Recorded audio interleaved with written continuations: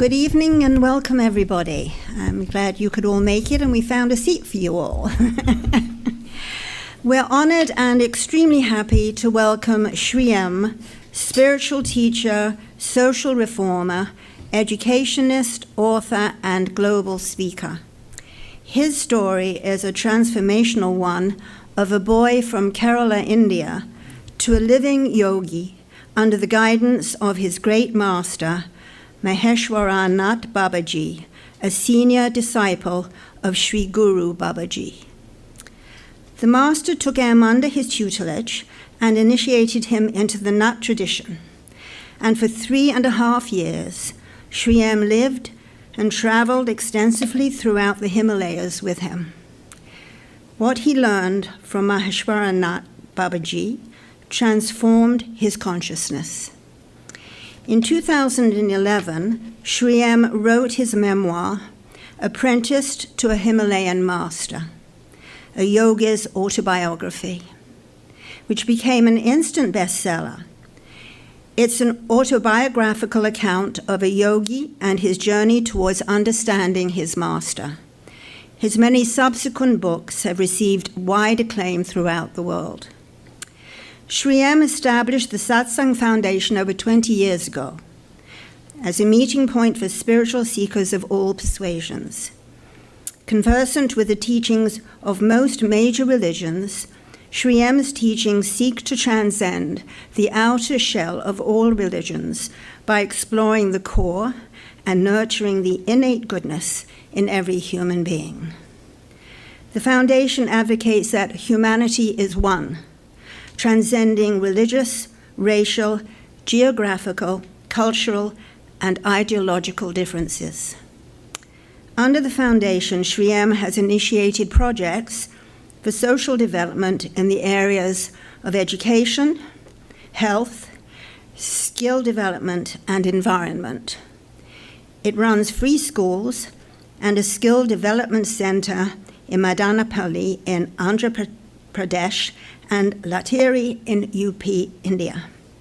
It also runs a fully equipped 100-bed hospital, which is fully free for all.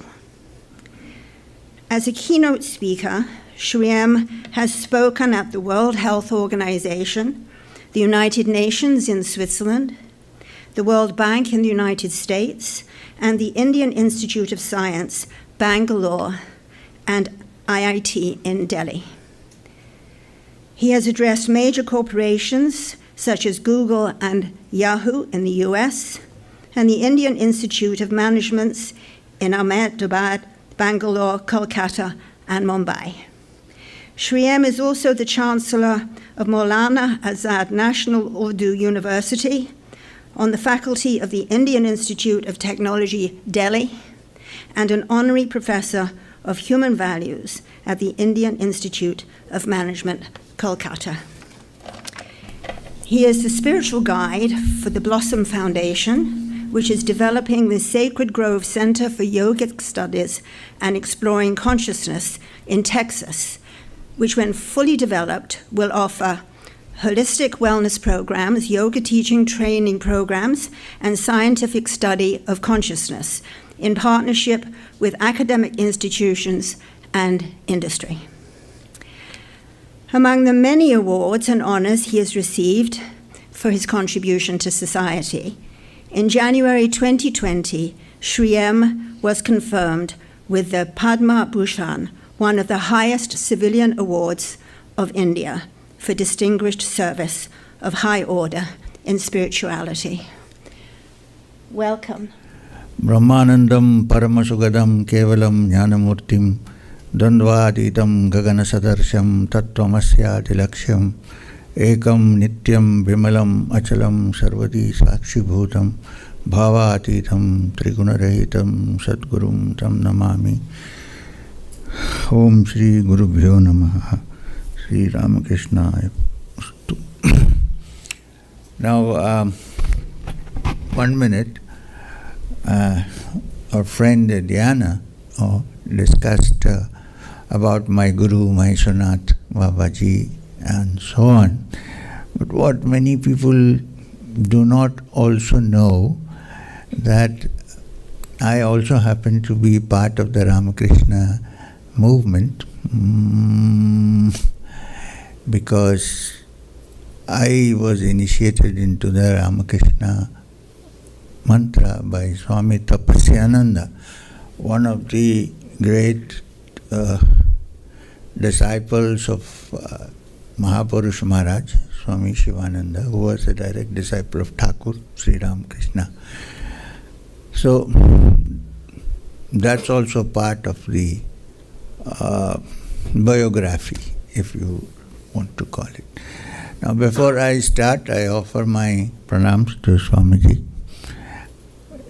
Swami Sarvapriyananda, who comes from a distinguished line of sannyasins initiated by the great Swami Vivekananda. So today the topic is going to be something on the Bhagavad Gita, because I think that's what is going on here right now. So I won't go into other things. I wanted to say something about Swamiji, go ahead, but can I take a minute?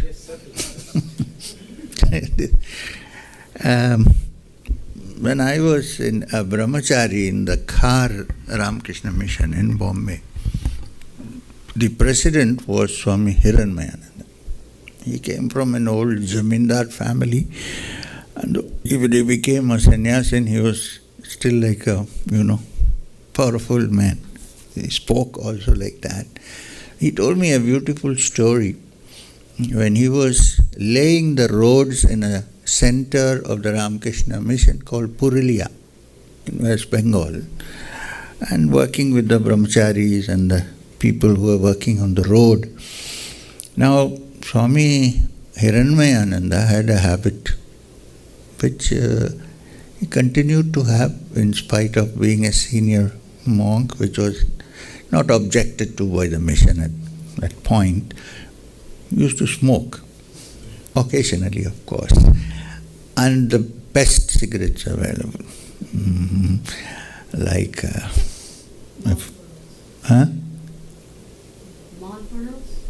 not Marlboro. Anyway, I forget the name. It's a Western brand. Anyway, and he used to have it with him. And suddenly, while they were working, a mad person came there. Meaning he looked very like a madman. He was laughing to himself, looking up and talking to himself, and then he came. And he came to one of the brahmacharis and asked him, "Do you have a smoke?" So the brahmachari pointed to Swamiji and said, "Ask Swamiji." He got very angry. He said, "Which Swamiji?" "There is only one Swamiji."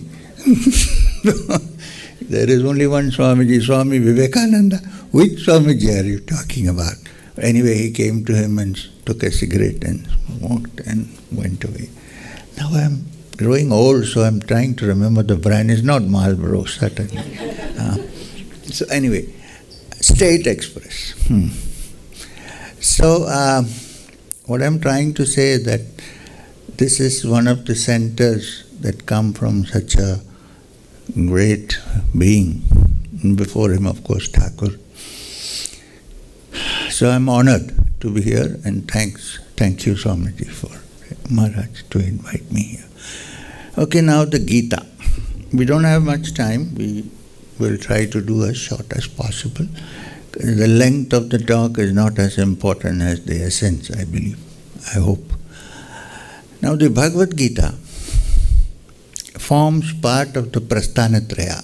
When you say Prasthanatraya, the curriculum for the student who studies Vedanta.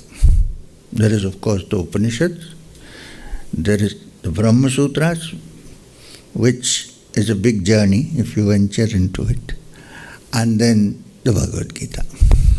Now this Bhagavad Gita comes from the Bhishma Parva of the Mahabharata, and it kind of expresses the truths of the Upanishads and the Brahma Sutra in such practical, simple, direct terms for you and me to understand. This is the importance of the Bhagavad Gita. In fact, in the introduction of the Bhagavad Gita, it is said, Sarvo Upanishato Gavo. If all the Upanishads were cows, Dugdha Gopalanandana, if Krishna was the person who milked the cows. What is the next? Sudhir Bhokta. The wise men enjoy. Swamiji, I was trying out some of our friends, whether they remember. So Sudhir Bhokta, which means the milk that the wise men enjoy, Bhokta, enjoyment. Dugdam Gita Amritam Mahat. This milk, which is the Amrita of the Bhagavad Gita. This is how the introduction itself talks about the Gita. Now, the doyen of contemporary spiritual teachers, when asked about the Gita, and who was not a scholar, who studied Sanskrit and things like that, in very simple words said, the meaning of the Gita is found by just reversing the word Gita, Tagi. Thakur Sri Ramakrishna. He said, if instead of Gita, if you say Tagi, that is the essence of the Gita. Yes, it is the essence of the Gita. So, Gita is not to be just studied as teaching this or that, Karma Yoga and many other. 18 chapters talk about different yogas, different approaches. But the key point is Tyaga, letting go. Because without that, the essence of the Gita is not understood. Letting go meaning not being stuck to your, the dream world that we have created for ourselves. And to be able to let go of it at any instant is not easy. It's a long journey. We go through many obstacles and difficulties.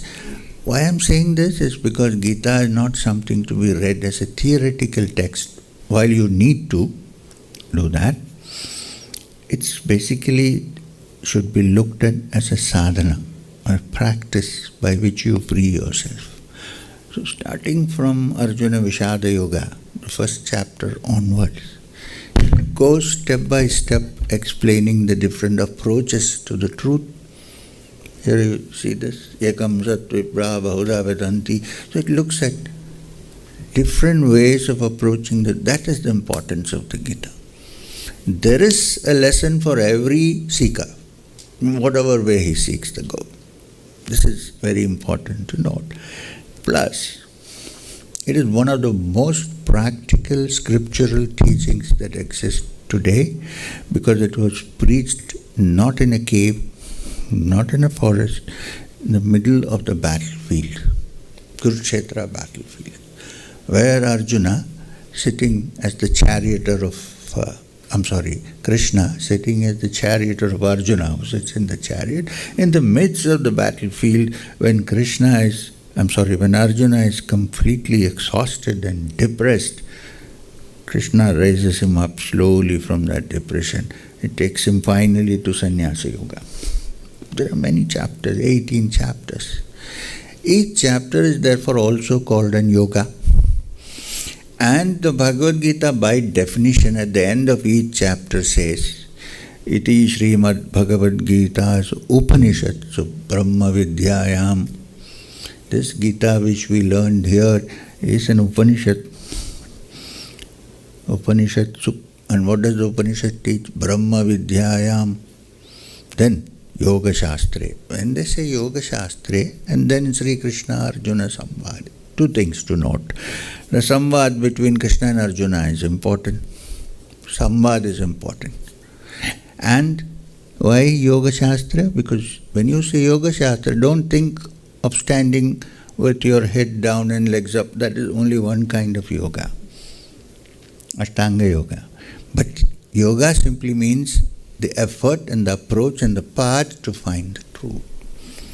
This is very important. Otherwise, the teachings of the Upanishad will just stay in theory. It's very simple to say, Aham Brahmasmi. Is it true? We are not at the moment, right? You can say, okay, Aham Brahmasmi, and then you see a rat and you get scared. If that is Brahman, Sarvang Jitad Brahma, everything is Brahman. But you see, so it's not easy. So the Yoga Shastra is the sadhana required to understand the Upanishadic teachings, which is all the Gita is all about. One point I like to make is that the Gita, the first chapter, starts with Arjuna Vishada Yoga. Now, what is Vishada? Sorrow, depression. You can describe in many words: failure, pain. So, any approach to the spiritual usually starts with understanding, and usually happens when one goes through pain. Pain, obstacles to our advancement.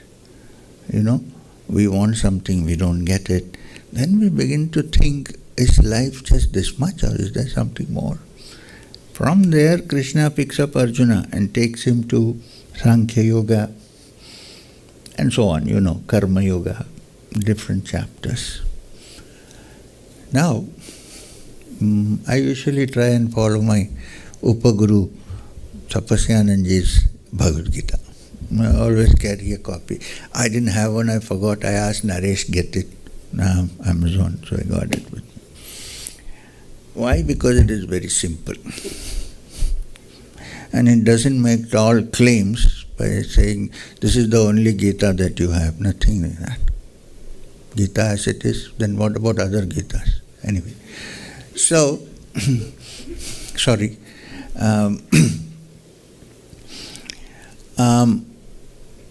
Therefore, like Naresh knows, many people know this, when I start the Gita in any place for the first time, I like to go to the 12th chapter, Bhakti Yoga.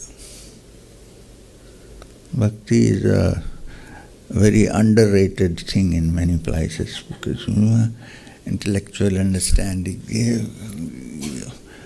yoga, bhakti, devotion.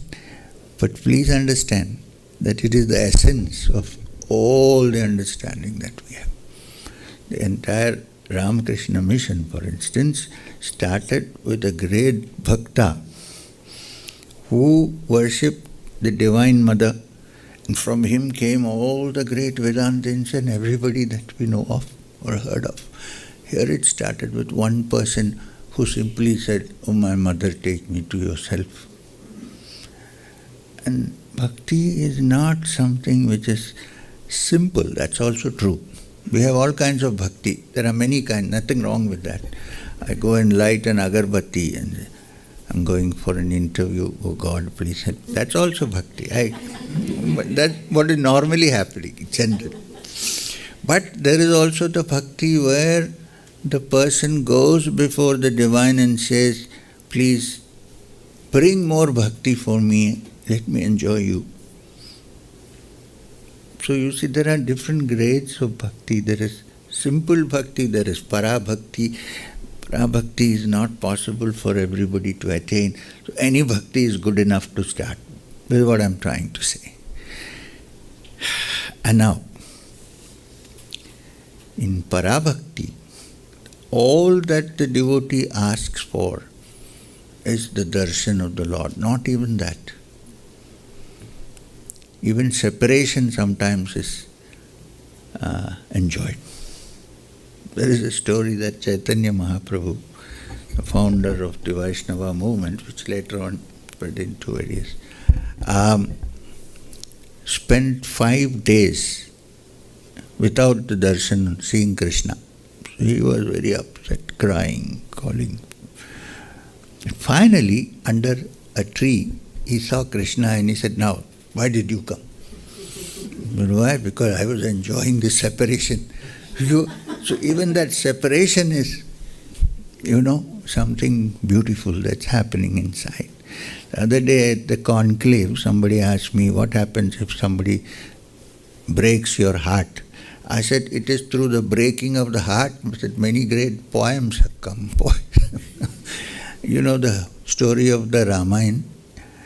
2 Croucha birds were sitting on a tree and some hunter shot an arrow and one fell down and was dying. The other was lamenting. It broke Valmiki's heart. And from there came the Ramayana. If you look at Ramayana, there is always that particular rasa in the Ramayana where separation, pain. You see this? So, anyway, now we have to be very careful when we approach the subject of devotion also, because it could also be misinterpreted very easily. We have to look at. Now the highest level of parabhakti, which please, let's not say we can do it. It's not possible for most people, but we need to look at it and say, here, this is also there. If you reach the Bhagavad, the Mahabharata, Krishna, the Kurukshetra battle is won by the Pandavas. And Krishna is going to Dwarka. So he goes to seek permission to all the people who are associated with him.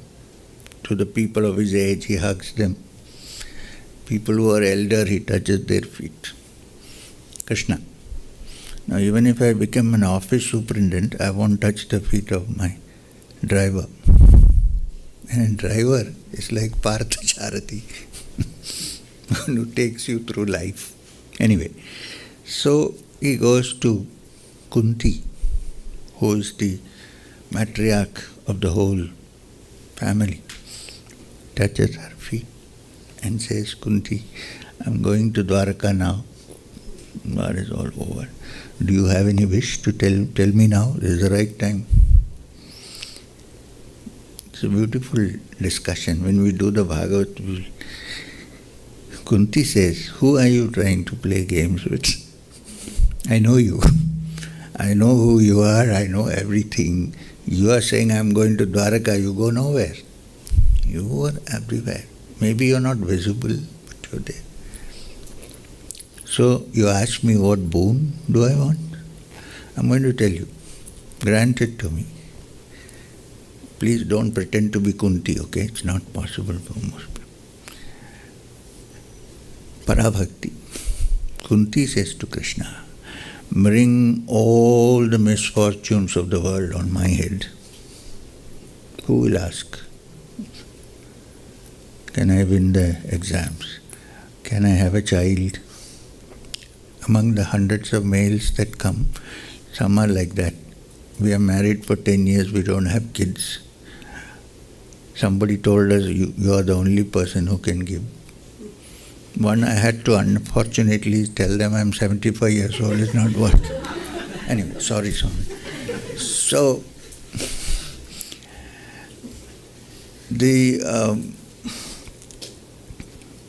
she says, bring all the misfortunes of the world on my head. Even Krishna is taken aback. So why? Because it's only when misfortune occurs that we call on you. And if misfortunes come all the time, I keep calling you. And I know that if I call you, you'll give your blessed face will come in front of me. What more do I want in this world? It's not easy. I'm just saying. Having said this much, I will come to the 12th chapter of the Gita, which is Bhakti Yoga. Now, this is interesting. If bhakti is so important, I think it is, why would Vyasa keep it till the 12th chapter? Why not say that in the beginning, then we will all have done it? Now, if you look at it carefully, you'll discover that before the 12th chapter, there's 11th chapter and 10th chapter. Now, in the 10th chapter, it is the Mahimas of Krishna. Till then, Arjuna is sitting here, Krishna is sitting in the same chariot, talking to each other almost on intimate terms, like great friends. And then suddenly Krishna changes his tune and says to Arjuna, among the mountains I am the Meru. And Arjuna is wondering what is going on, because till now we were talking to each other like friends.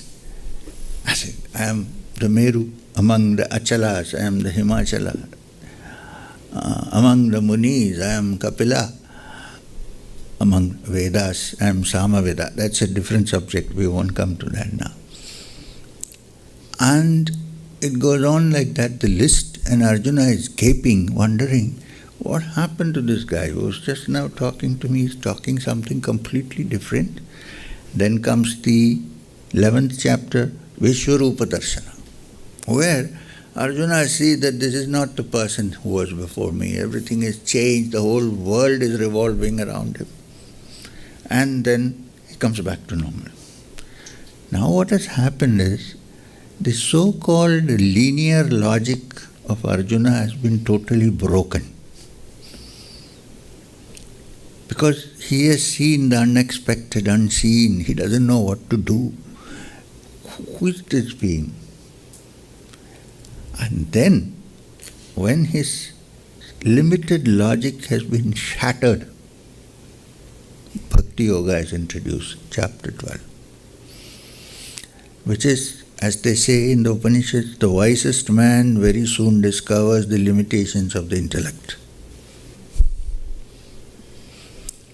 The Upanishad declare, yan manasanam anyute yanahurmano matam. That which even the mind cannot understand, that is the supreme reality. See, here Arjuna's logic has completely failed. The whole rationale he had built up, the blueprint is gone. And then comes bhakti. Unfortunately, bhakti cannot be cultivated. It either happens or it does not happen. It's only grace. We cannot say anything. We can do puja, we can do, all that is fine. Can you cultivate love, for instance? Can you really? Either it happens or it does not happen. When the heart becomes tender, it happens. Fortunately for us, there is one way to acquire it, not acquire it, but you can begin to feel it. And that is in the presence of a great being who has experienced that love, who has experienced that bhakti. It spreads. If you see the case of great Chaitanya Mahaprabhu, when he was in ecstasy, he would come out and hug somebody and that guy would be nice. See, it's rare, it's not easy. Now don't think it's possible that everybody can do it. It's not possible. In one case, during the last years of his life, Thakur Sri Ramakrishna went about touching everybody in his heart, saying, be free. Because the great beings who have experienced it are powerhouses of this energy called bhakti, love, whatever you want to call it, devotion.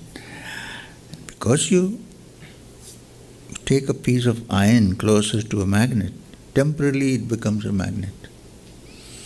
And all our sadhana is merely to remove the rust from the iron, so that there is more rust, you cannot get the magnetism, it is insulated against it. That's the sadhana, we cannot do anything else. So, let's see what the Gita is saying about. Swamiji Maharaj, we are 8 o'clock now. What time are we supposed to wind up? 8:30 of time, half an hour. But some questions also.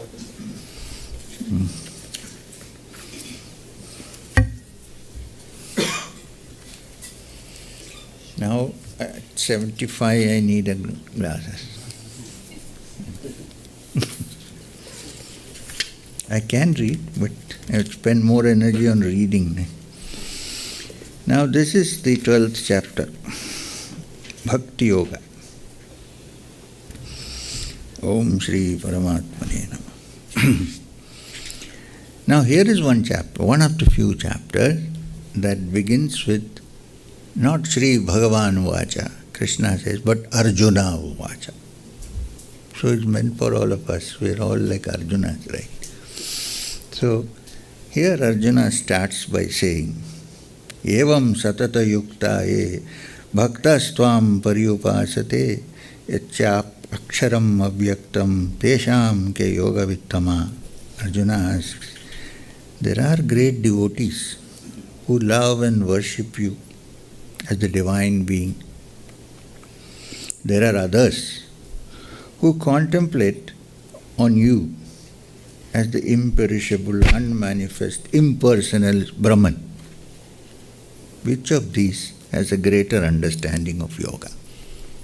Tell me. If you tell me, I will accept it as gospel truth. You tell me. And this is the interesting discussion. Sri Bhagavan Vacha.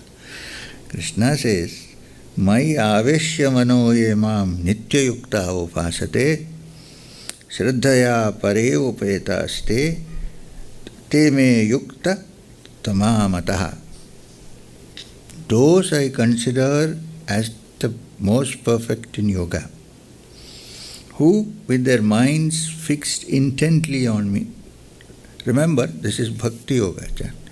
Intent on me in steadfast love, worship me with absolute faith. Such I consider as the most perfect in yoga. But it doesn't end there. Then he says, Yetav aksharam anirdeshyam avyaktam paryupasate sarvatragam achintyam cha kotastam achalam dhruvam. Those who are devoted to the imperishable, like the rishis of old, not mentioned, I am saying, like the rishis of old, the firm support of the world, undefinable, unmanifested, we can't even define love, so can we define the Brahman? Nobody knows what happens when you stare at each other. Kuch hota hai, kya hota hai, kisko pata? Right? This is on the lower levels. Think of the higher levels. So, those who are devoted to the imperishable, who is the firm support of the world, sarvatragam achintyam cha, which cannot even be thought of, eternal, all-pervading, even they reach me. Even they reach me. Devotee reaches me anyway. Even they who think of the Absolute Supreme Being also reach me. But there are three qualifications. If these three qualifications are there, then I would consider such a person as the greatest of devotees. In this chapter, sometimes devotee and yogi are mixed up. Yaha bhakta same priya is also said. This bhakta is dear to me. And what are the three qualities? Samniyam indriya gramam sarvatra samabuddhaya te prapnuvanti mameva sarvabhuta hite rata. People, whether they worship the Supreme Being as the unmanifest, or they worship me as a personal God, either way, who would reach me and who would I consider to be the greatest of devotees or yogi? Who have these three qualifications. One, samniyam indriya gramam, who have control over their senses, over their indriyas. Otherwise I can go on singing, jumping, doing all kinds of things, but when that is over, I have no control over my senses, indriyas. So one who has, I am nothing against people who jump in devotion, all good, I am not saying that. The next moment you are steeped caught in the indriyas.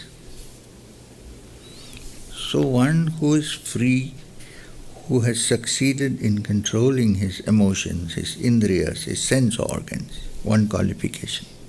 Second,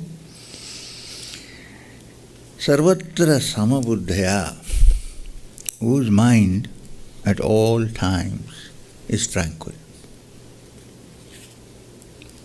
Who, no matter disaster comes or success happens, Sarvatra samabuddhaya, at all times the mind is at peace and tranquil. And third, te prapnuvanti mameva sarvabhuta hiterata, one who has the welfare of all living beings in his heart. Very important to know. Not when you have welfare of all living beings in your heart, like Swamiji said, you are acknowledging the existence of the spark of the divine in each person. Yeah, because every living being, of course a human being, little more advanced, is a walking, speaking temple of God. And if you recognize that in every human heart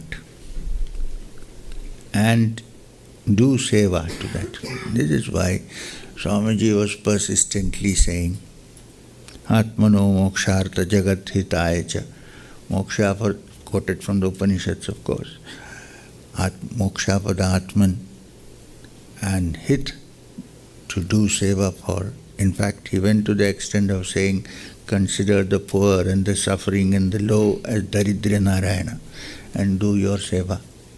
That will clean your heart and take you to that which is beyond. So, if we cannot have that kind of devotion, para-bhakti as Kunti, which is not so easy, at least we can do some service. The whole of the mission was founded on Manava Seva, which is actually Narayana Seva. So, that's a good starting point, Seva. Serve the unfortunate. Keep your mind open, but that finally what I want is to have the darshan of the Supreme. If we work both ways and put it together, then you are practicing the teaching of the Bhagavad Gita. Also, before I wind up, because some questions. Bhagavad Gita, by its very name, is a song divine, Geetam. Like Sama Gayanti, the Sama is not chanted, it is sung. Now, therefore, the most important thing is not the words, but the music that comes from the flute, from the bansi, blown by the divine. So, when you say Bhagavad Gita, it's a Geetam, it's a song of the divine. So therefore, sometimes in songs, you get much more than what you study in prose, poetry for instance. Plus, the fact that in pure music, you don't even need a language. If the great divine Gopala sat on a hill and played the flute, and you heard the voice, and the Gopikas lost all their senses and went running, do you need a language out there? You don't need a language. In fact, as the Upanishad declares, yat vaja nabhyutitam, words cannot express it. Something to do with the music of the heart. Today we went with Swamiji for a walk in the park. At every corner there is somebody singing Beatle songs, and that music is the thing that touches the heart more than scholarship. Although volumes have been written on music, that's a different matter. So, I end this little talk that we have with this conclusion that there are many parts to the reality of the Supreme. There is the Vedantic part, there is the Karma Yoga, there is Raja Yoga, many parts. But that which appeals to the heart is Bhakti Yoga. And I think it's very, in fact, they say that Thakur once told Swami Vivekananda, you think you are a jnani and I am a bhakta. Actually the reverse, I am the jnani and you are the bhakta. You must have heard. So it appeals to everybody, from the small child to an older person. So, but please remember the three qualifications. Samniyam, Indriya Gramam, control of the Indriyas, Sarvatra Samabuddhaya, and Sarvabhuta Hite Radha. Then with the blessings of Thakur, we also will travel on the path at some point and touch that which has to be touched. Finally, even if it is after many births, it has to be touched. Thank you for allowing me to use this place to talk about.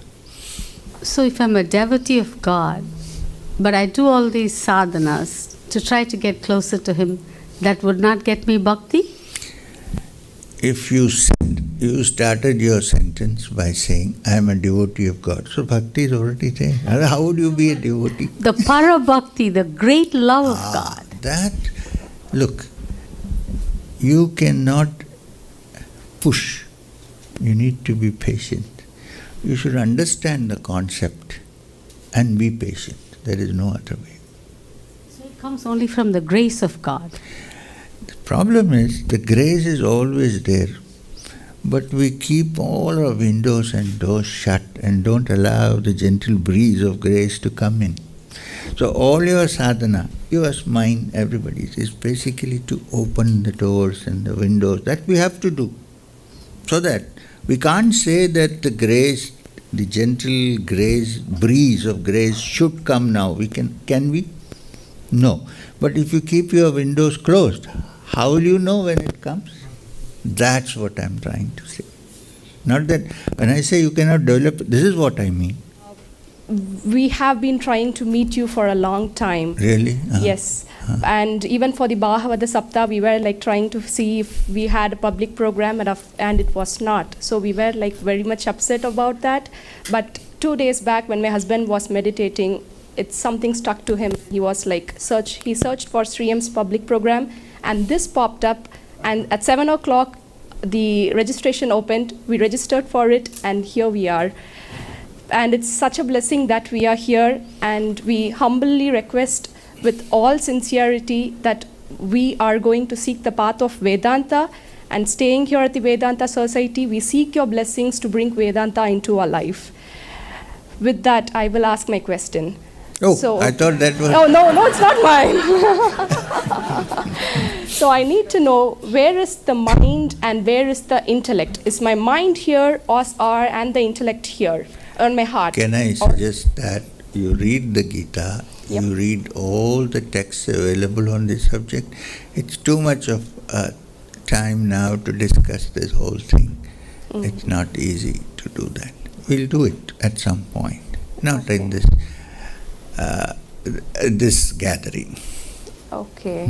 Because when I ask this to every person who has attained a great spiritual level, everyone has... How do you find out if a person has achieved a great spiritual level? Maybe you are here... I don't know myself. No, you are.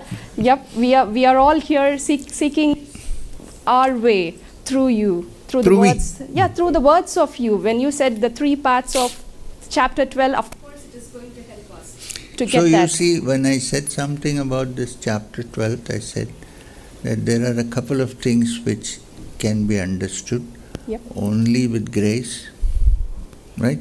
Yes. So when that grace, look, your question, like, where is the mind, is not important, because the mind is. Wherever it is, it doesn't matter.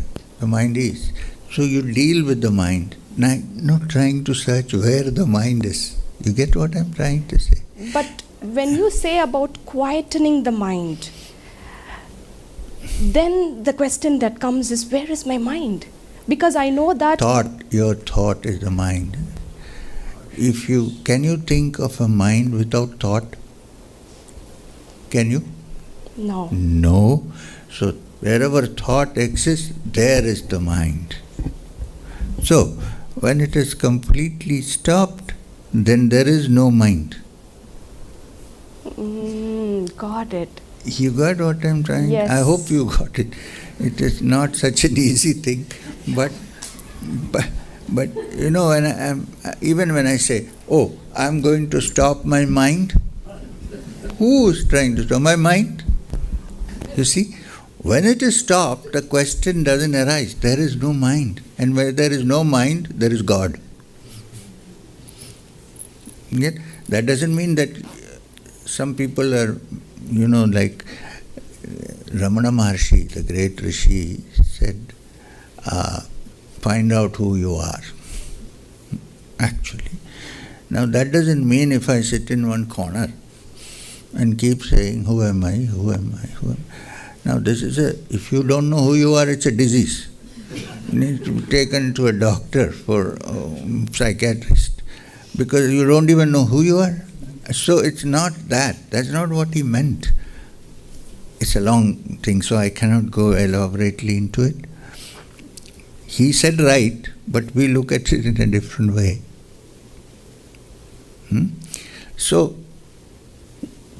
try to understand it without trying to search where is it coming from. Gravity works, right? Whether you know whether gravity comes from somewhere or not, gravity works. So we have to do what is necessary so that we don't fall into the trap of gravity. We have to stay up. So, some of these questions that we have about the origin of the world, origin of thought, origin of everything, are not logically answerable. Let's put it this way. There was a child who asked the mother and father, who do you love the most? They said, you. Oh, you love me so much, right? The most, yes. And why didn't you invite me for your wedding?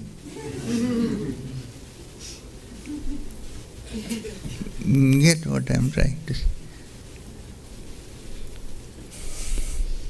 If you permit, may I ask one? No. Sorry. How many more questions, Swamiji, Maharaj? Hello, I have a question, and I'm... Okay. So, from the practical standpoint, right, we know we are devotees and we are trying to pray God and trying to get closer. How do we know that we are progressing, and how do we even accelerate that progress in a very Good question. Tangible matter? Mm-hmm. See, it's like this. Actually, only a great teacher would be able to assess where you have reached. One. In the absence of that, how do I? In the absence of that, one of the things to be noted is, how quickly am I able to go into a spiritual mood? How long does it take? Am I still struggling? We are not moving forward. Second, it is not the time, duration of how much you are absorbed that matters, but the depth of the duration. It could be 1 minute, but in that depth, if you can touch it, you are moving. Third, if you say, I am spiritually progressing, and my heart still remains like a stone, with no compassion, with no love, no regard for others, then also you have to stop and check, am I really progressing? very important point to note. Even the greatest of beings, great yogis, people think they worked hard not to turn their hearts into stone.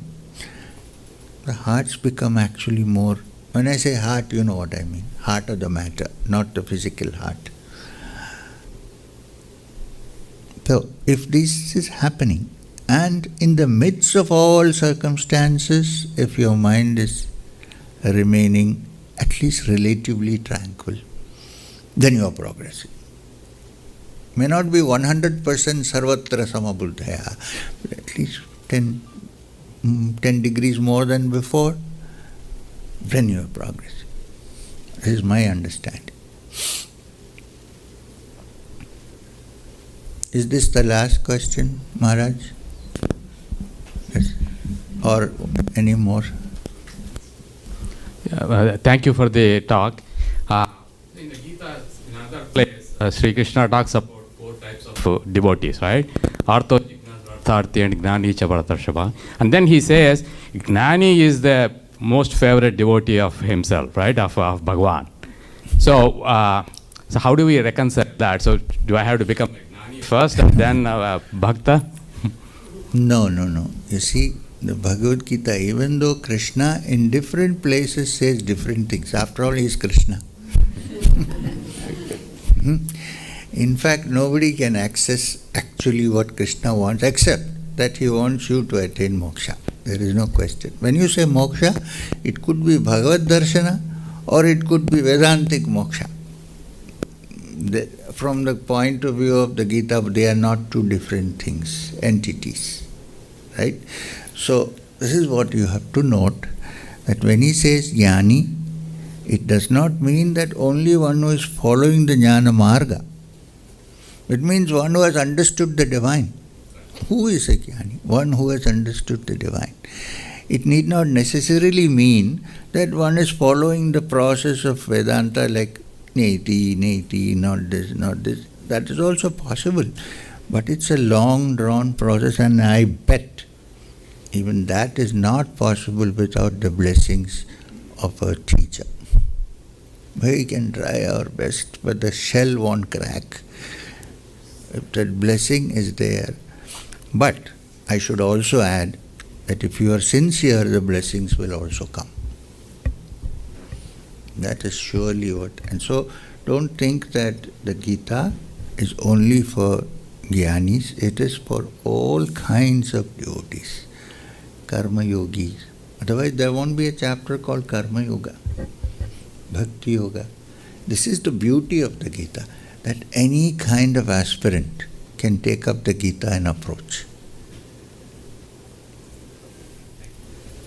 Khandamandalakaram vyaptam yena characharam tatpadam darshitam yena tasmai Shri Guruve Namaha ajnanatimirandasya jnananjanam shalakaya chakshurumilitam yena tasmai Shri Guruve Gurur Brahma, Gurur Vishnu, Gurur Devo Maheshwarat, Gurur Sakshat Parabrahma tasmai Shri Guruve Namaha.